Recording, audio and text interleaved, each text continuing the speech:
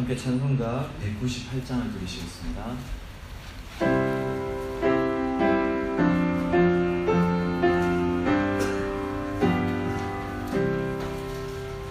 주 예수의 병서 떠일 때사 우리를 먹이어 주신 같이 영생의 양식을 나에게도 풍족히 나누어 주옵소서. 생명의 말씀이 나의 주여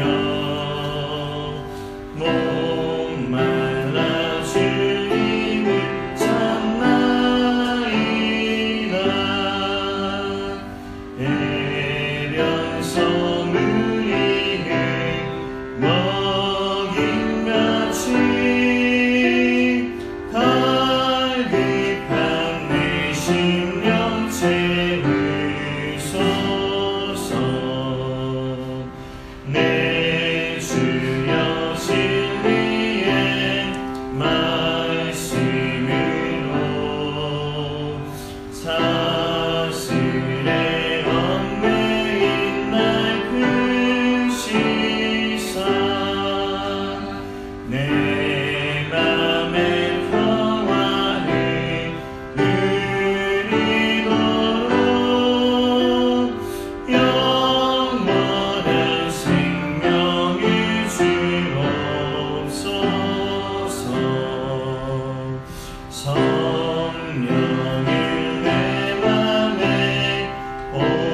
보내셔서 내 어두운 영에는 밝히시사 말씀에 감추인 참 진리를 깨달아 알도록 하옵소서.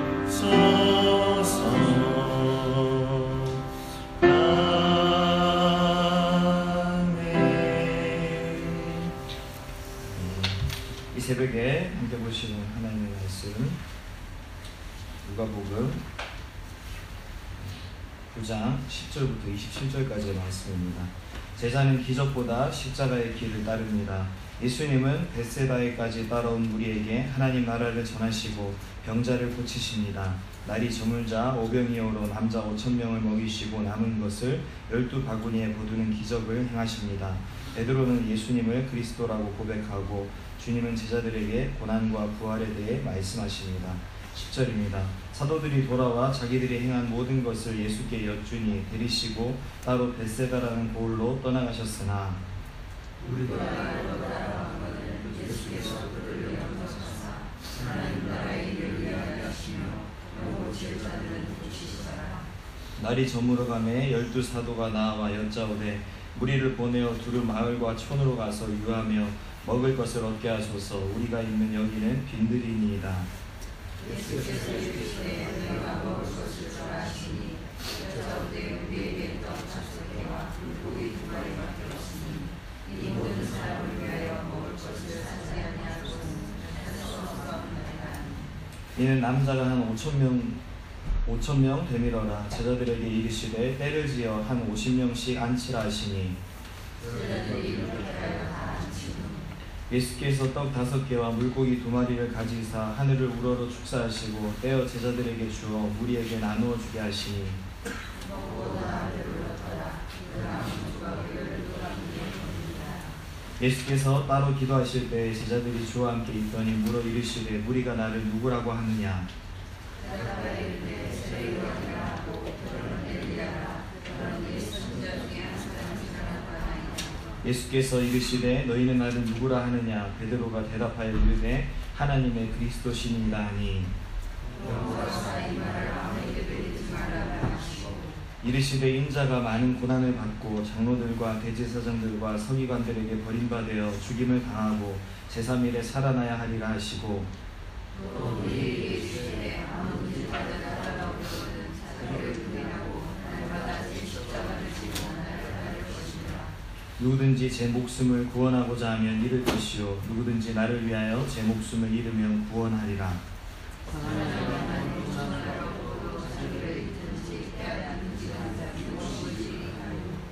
누구든지 나와 내 말을 부끄러워하면 인자도 자기와 아버지와 거룩한 천사들의 영광으로 올 때에 그 사람을 부끄러워하리라. 내가 정말로 너희에게 이르노니 여기 서 있는 사람 중에 이전에 하나님의 나라를 볼 자들도 있느니라. 아멘. 본문 해설입니다. 오병이어 기적과 그리스도. 예수님은 우리에게 영원한 생명의 양식을 주시는 분입니다. 12제자가 권능의 사역을 여러 곳에서 펼치자 우리 가운데 예수님의 정체성에 대한 논란이 증폭됩니다. 오병이어의 기적도 예수님이 하나님 백성의 메시아이신 것을 알린 사건입니다. 이 기적을 일으키신 후 예수님은 제자들에게 우리가 자기를 누구라 하느냐고 물으시지만 제대로 아는 사람이 없습니다. 그때 베드로가 예수님을 하나님의 그리스도로 고백합니다. 예수님은 아직 그리스도를 온전히 알지 못하는 제자들에게 자신의 정체성을 알려주시고 앞으로 일어날 일들을 준비시키기 위해 인자의 고난과 부활을 언급하십니다. 예수님을 따르기 위해서는 자기 세계를 버리고 자기 생명을 예수님께 맡겨야 합니다. 그럴 때 하나님 나라의 실체를 볼 수 있습니다. 본문에서 알 수 있는 예수님의 정체성과 제자도는 무엇인가요? 나는 예수님을 어떤 분으로 고백하며 어떤 자세로 따르나요? 아멘. 이 새벽에 참 잘 나오셨습니다. 함께 나누게 될 하나님의 말씀을 통하여서 전하는 자 듣는 자 모두에게 하나님의 은혜가 가득히 임하기를 주님의 이름으로 소원합니다. 이 새벽에 함께 나누게 될 이 본문은요, 계속해서 우리 예수님의 갈릴리 사역에 대한 일련의 사건들에 대해서 우리에게 알려주고 있습니다. 먼저 10절을 우리가 보게 되면요, 복음 전파를 위해서 파송을 받았던 제자들이 예수님께 돌아왔습니다. 그리고 이제 사역에 대한 보고를 한 것으로 보여지죠. 그리고 그 보고를 들으신 예수님께서는 제자들을 데리고요, 벳세다라고 하는 고을로 이제 떠나시는데요. 이것은 이제 사역으로 인해서 지친 제자들을 위한 쉼의 시간을 이렇게 배려하신 것이다, 그렇게 봅니다. 사역을 감당함에 있어서요, 열심히 최선을 다해 감당하는 것 중요하죠. 그런데 그것 이후에 또한 적절히 쉼을 누리는 것도 참 중요하다는 것입니다. 왜 그러냐면 우리 인간들은요, 육신적인 한계를 엄연히 가지고 있기 때문에. 그래서 성경에 보면 우리 하나님께서도 천지 창조 사역을 마치신 후에 7일째 되는 날 안식하셨거든요. 네, 그것이 바로 우리를 위한 배려로서 그렇게 안식의 본을 신이 보여주셨던 것이죠. 근데 이 휴식이라고 하는 것이요, 과도하게 되면 안 됩니다. 왜 그런가 하니까요, 쉼이 너무 과도하게 될 경우에요, 사람은 나태해지고요, 방종에 빠집니다. 결과적으로 하나님께서 맡겨주신 사명 완수에 실패하게 되는 그런 안타까운 일을 당할 수도 있다는 것입니다. 따라서 쉼을 누리되 적절한 쉼을 잘 누려야 하고요, 쉼을 누리면서 사명을 망각하는 인생이 아니라 남은 사명들을 더 잘 감당할 수 있는 육신의 재충전을 꾀하는 거룩한 쉼을 누려야 할 것입니다. 그러한 쉼을 누리는 저와 여러분들 되시길 주님의 이름으로 축원합니다. 오늘 본문 현장을 보면요, 결과적으로는 근데 이런 쉼이 제대로 이루어지지는 못했던 것 같습니다. 계속해서 사역이 이어질 수밖에 없었죠. 11절에 보면요, 무리가 그 장소를 알고 이렇게 따라왔다고 이렇게 돼 있는데요, 얼마나 많이 피곤한 상태였을까. 그럼에도 불구하고 우리 예수님께서는요, 영접하셨다고 그렇게 나옵니다. 그리고 곧바로 하나님의 나라의 일을 또 이야기하시고 병자를 고치시고 그렇게 사역을 또 이어 나가고 계시죠. 그렇게 사역이 한창 진행되던 중에요, 날이 이제 저물게 되었다, 오늘 본문에 기록하고 있죠. 온종일 하나님의 나라에 대한 교훈을 전하고 듣고 하는 모든 시간들을 그렇게 보내면서 이제 날이 저물게 된 것입니다. 전하는 자 듣는 자 모두가 배가 고픈 상황이었습니다. 우리가 잘 알고 있는 이제 사건이 이후에 기술되고 있죠. 오병이어 사건인데요, 당시 상황에 한번 들어가 볼까요? 모든 사람들이 배가 고파서 어떻게 해야 되나 하고 있는데요, 그 현장에는 먹을 것이 없습니다. 그렇죠? 왜 그런가 하면 거기는 빈들이었기 때문입니다. 그래서 함께 있었던 제자들이 예수님께 뭐라고 이야기를 하는가 하니까 이 무리들을 각각 따로 마을로 보내서 먹을 것을 각자가 해결하고 그렇게 올 수 있도록 해야 될 것 같다, 그렇게 이야기를 합니다. 왜 그런가 하니까 무리들 중에 있는 어떤 음식이라고는 물고기 2마리와 보리떡 5개가 전부였기 때문인 것이죠. 그런데 예수님께서요 뜻밖의 말씀을 하세요. 13절에 보니까요, 너희가 먹을 것을 주라 이러십니다. 여러분, 전도 여행에서요 막 돌아온 직후의 제자들이었잖아요. 제대로 쉼을 누리기도 전에 이것이 진행됐고, 따라서 그들에게 어떤 먹거리가 있겠고, 있다면 얼마나 있겠습니까? 그죠? 소수의 몇 명 되는 사람도 아니고, 지금 보면 남자 장정만 5,000명이 되는 이런 많은 수를 먹여야 되는 거잖아요. 그래서 따라서 제자들이 제시한 이 방책은 대단히 합리적이고 바른 방책이라 볼 수 있습니다. 그런데 우리 주님께서는 너희들이 먹을 것을 주라 이렇게 말씀하고 계시다는 거죠. 그렇다면 예수님은 제자들이 가진 것이 없다는 것을 모르고 이런 말씀을 하셨던 걸까? 그렇지 않습니다. 예수님 그거 잘 알고 계셨는데요, 그럼에도 불구하고 제자들에게 그런 명령을 하셨다는 거죠. 그렇다면 그 명령을 주셨던 이유가 무엇일까요? 바로 그것은요, 제자들이 그것을 듣고 순종해 나갈 때 우리 예수님께서 반드시 역사하셔서 그 결과에 대해서 책임지실 것을 미리 말씀하고 하셨던 명령인 것입니다. 다시 말해서요, 예수님께서 친히 이루실 것을 작정하시고 그렇게 그들의 한계를 초월하는 그런 명령을 주셨던 것이죠. 이것은요 오늘도 사실 마찬가지입니다. 말씀과 기도 가운데서요 우리 하나님께서 우리에게 말씀해 주시고 또 감동해 주시는 부분들이 있죠. 근데 거기에는요 우리 주님께서 친히 이루어 주실 것이라는 약속도 내포되어 있는 상태로 우리에게 주신다는 것입니다. 다만 그것은 믿음으로 받고 또 순종하는 것, 그것은 우리에게 맡겨진 몫인 것이죠. 그렇게 그 과정 중에요 우리 하나님께서는요 우리에게 말씀을 주시고요 그 말씀에 순종하고 하나님의 역사를 이루는 일에 동참하시도록 하는 것이 목적이라는 것입니다. 이것이 14절에 등장하는데요, 제자들에게 무리를 50명씩 앉히라 이렇게 말씀을 하시죠. 당시 장면을 한번 생각해 볼까요? 제자들이 이 이야기를 듣고요 사람들에게 갑니다. 그래서 자, 지금 우리 50명씩 앉아야 됩니다. 앉아보세요. 이렇게 이야기를 했죠. 그랬더니 그 말을 들은 사람들이 되게 의아한 표정으로 왜 지금 그렇게 앉아야 되느냐, 그죠? 물었습니다. 그랬더니 제자들이 지금 우리 같이 음식을 나눠야 된다고, 그러니까 음식을 나눌 수 있는 대열을 맞춰야 된다고. 그러면 사람들이 더 황당한 표정으로 제자들에게 이야기할 것입니다. 아니 뭐가 있다고 지금 음식 먹으라고 준비를 한다고 하느냐, 말이 되느냐, 그죠? 사실 예수님께서 이렇게 하셨으면 더 좋았을 것 같습니다. 먼저 5병의 기적을 확 보여주시고, 자 이건 먹어야 되니까 빨리 50명씩 앉혀라, 그 사람들 이렇게 먹을 수 있도록 식사 대용 갖춰라. 그렇게 하면 제자들도 신바람 나서 그죠? 앉힐 것이고 사람들도 일사불란하게 움직여서 대열을 갖추었을 것입니다. 그런데 그렇게 하시지 않고요 기적을 베푸시기 전에 앉히라 말씀하셨고요, 그리고 그러한 제자들의 말을 통해서 사람들이 순종하고 그렇게 앉기를 원하셨다는 것입니다. 즉 우리 주님께서는요 이적을 베푸심에 있어서 이적을 이루는 일에 온 무리가 함께 순종함을 통해서 결과적으로 하나님의 영광된 역사가 일어나는 현장에 능동적으로 동참할 수 있기를 원하셨다는 것입니다. 사랑하는 성도님 여러분, 십자가의 피로 말미암아 구속함을 받은 우리가 이제 주님의 동역자라는 정체성을 가지고 이 땅 살아가고 있지 않습니까? 그런데요 그러한 우리가 늘 잊지 말아야 될 인식이 있습니다. 그것은 바로 주님께서 우리를 구속하시고 또한 우리에게 사명 주시고 어떤 자리에 세우신 그것은요 우리가 그 자리에 절대적으로 필요한 자들이기 때문에 세우신 것은 아니라는 거예요. 무슨 말인가 하니까 주님은 우리 없이도요 얼마든지 주님의 일을 감당하실 수 있는 분이세요. 다만 근데 하나님의 능력의 역사의 현장에 그 영광스러운 것에 우리를 끼워주시기 위해서 우리를 이렇게 동참시키셨다는 것입니다. 이것 기억하시고요 주님 세우신 그 자리에서 전혀 불평 없이 감사함으로만 그렇게 모든 일 감당할 수 있는 우리가 되기를 소원합니다. 결과적으로 예수님께서는요 어린아이들과 모든 작년에 이르기까지 추산 2만 명 근처의 사람들을 먹이셨습니다. 그리고 17절에 보니까 먹고 다 배불렀다 그렇게 이야기하고 있는데요. 이처럼 하나님께서 베푸시는 은혜는요, 부족함 없이 차고 넘치는 은혜라는 것을 보여주죠.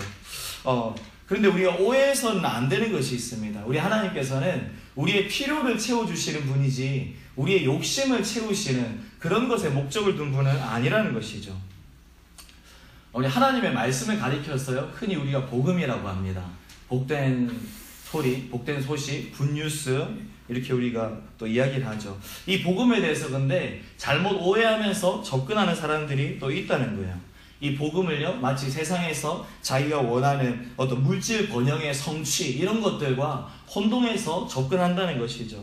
그래서 복음이 제시하고 있는 그 형통함을요, 이 세상적 출세와 어떤 성공 이런 것들로 쉽게 이해를 하려고 합니다. 그런가 하면 은혜와 능력에 충만한 어떤 그런 상태를요, 마치 세상의 권세자들이 보여주는 어떤 세상적 카리스마 이런 것들과 혼동하는 경우들도 있다는 거예요. 물질 성공, 세상 출세 이런 것들을 가지고요, 그것을 은혜에 대한 척도, 표지로 삼고자 하는 것들도 흔하게 보여진다는 거예요. 물론 이런 것이요, 부차적으로 따라오기도 해요. 왜냐하면 하나님께서 허락하시면 그죠? 주어지는 거니까. 그런데 성경이 말씀하시는 바 복음의 핵심이 이것은 아니라는 것입니다. 복음의 핵심이 무엇입니까, 여러분? 죄와 사망에 묶였던 인생들 가운데요, 자유함이 주어지는 것, 그런가 하면 의로움이 주어지는 것, 그로 말미암아 구원의 기쁨 가운데요, 일상의 감사에 눈뜨게 되고요, 자신에게 주신 본연의 사명, 피조시의 인간에게 주신 그 하나님의 동역자로서의 사명에 눈뜨고요, 그 사명 완수하기 위해 인생 살아가는 것, 이것이 바로요 복음 그 자체인 것입니다. 그것을 발견하며 그것을 살아내는 것, 그것이 하나님 나라의 사람들 그리고 그리스도인들인 것이죠. 이 복음에 바르게 접근하기 위한 첫 단계에 있습니다, 여러분. 예수님을 어떻게 고백하는가 하는 문제라고 볼 수 있는데요, 18절에 보니까요, 예수님께서 제자들에게 물으십니다. 무리가 나를 누구라 하느냐? 19절에서 제자들은요, 이제 그들이 들어봤던 것들에 대해서 이야기를 하죠. 세례 요한이라고도 하고 엘리야 또는 옛 선지자들 중에 하나다 이럽니다. 세례 요한이라고 한 거는요, 당시에 이제 세례 요한이 이제 환생을 해서 이제 이 땅에 나타난 게 뭐 예수님이다 이런 이제 미신적 사고에 근거한 그런 것이었고요. 그리고 이제 엘리야라고 한 거는 그 당시 예수님이 보여주셨던 어떤 놀라운 능력이 과거 구약시대 엘리야 선지자와 흡사하다고 해서 이런 이야기도 있었고요. 그런가 하면 선지자 중에 하나다 이랬던 것은 예수님이 당시에 선포하셨던 하나님 나라의 복음 그 자체에 어떤 좀 집중을 두고 과거 이제 선지자들이 하나님의 말씀을 배워냈던 것과 같이 그렇게 취급했던 것이죠. 아무튼 사람들의 평가가 다양하게 있는데요, 이들의 평가는 모두 다 그죠? 부족한 평가였다는 것입니다. 무슨 말인가 하니까 예수님의 정체를 제대로 모른 채 오해하는 부분도 있었고 추측하고 있는 부분도 있었다는 것이죠. 오늘날 예수님에 대한 평가도 참 다양합니다. 그렇죠? 모든 분야의 지식이 고도로 발달했고 또 그런가 하면 알의 영역도 분명히 넓어졌어요. 그런데 여전히 예수님에 대해서 이렇게 얘기하는 사람이 있고 저렇게 얘기하는 사람도 있다는 거예요. 어떤 사람은 예수님을 종교 창시자라고도 이야기를 해요. 그런가 하면 사상가, 해방가 뭐 이런 걸로도 이야기를 합니다. 물론 그들의 평가 자체가요 완전히 틀린 것은 아닙니다. 나름 일리가 있죠. 그런데 문제가 뭔가 하니까요, 한 측면만을 보고 그것을 전부로 생각해서 예수님에 대해서 이야기하는 결과라는 것이죠. 절대 그들이 이야기하는 것은 예수님에 대한 본질적인 평가는 아닌 것입니다. 그렇다면 정확한 평가는 뭘까요? 20절에요 베드로의 그 고백처럼요, 하나님의 그리스도시니이다 이것입니다. 사랑하는 여러분, 이 고백을요 우리의 입술뿐만 아니라 우리의 삶의 모습을 다해서 하는 것이요 바로 우리에게 바라시는 바인데요, 그 사명이 23절에 드러나죠. 23절에 보니까 또 무리에게 이르시되 아무든지 나를 따라오려거든 자기를 부인하고 날마다 제 십자가를 지고 나를 따를 것이니라. 이것이 바로 우리 주님께서요 우리에게 주신 제자도의 정수라는 것입니다. 예수님을 주로 고백하는 인생들이요 참 제자가 되기 위해서 갖춰야 하는 가장 기본적인 것, 바로 지금 이 말씀처럼 아무든지 나를 따라오려거든. 첫 번째로 자기를 부인하고, 자기 부인입니다. 옛 자안에 감추어져 있었던 혈육의 본성들을요 쳐서 복종시키는 것, 이것이 우리에게 필요하다 말씀하십니다. 그리고 자기를 부인하고 날마다 제 십자가를 지고 십자가를 지는 것입니다.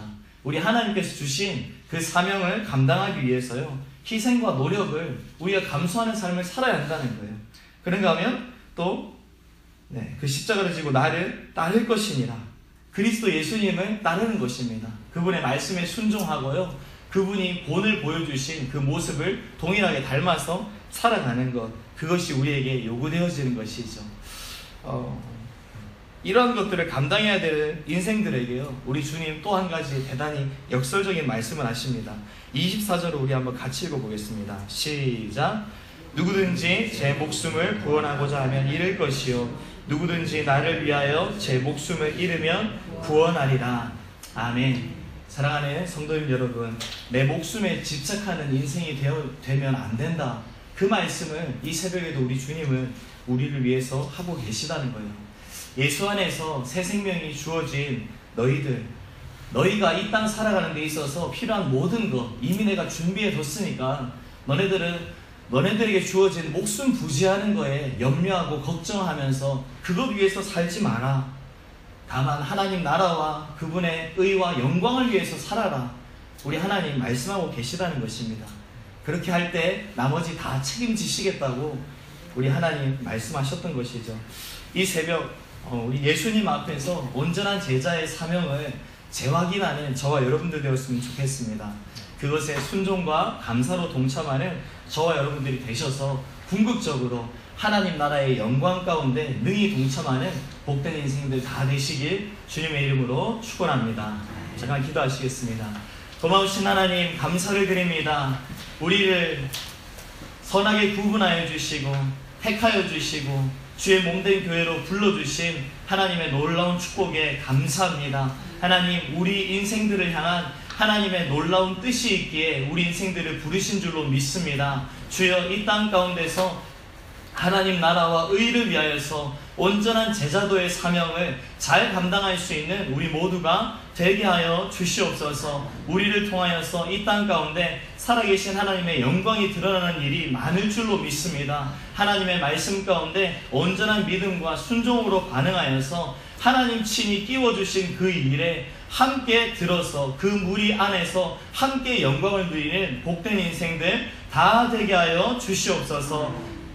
특별히 정한 주의 날 온종일 드려지는 몸된 교회 예배를 기억하여 주시고 성령의 기름 부으심이 넘치도록 인도하여 주시옵소서. 세우신 담임 목사님 기억하여 주시고 영육의 충만함 성령의 7배의 능력을 더하여 주셔서 선포되어질 주의 말씀이 하나님의 능력으로 온전히 대언되어지는 시간 되게 하여 주시옵소서. 함께 하심을 믿고 감사드리며 살아계신 예수 그리스도의 이름으로 기도드렸습니다.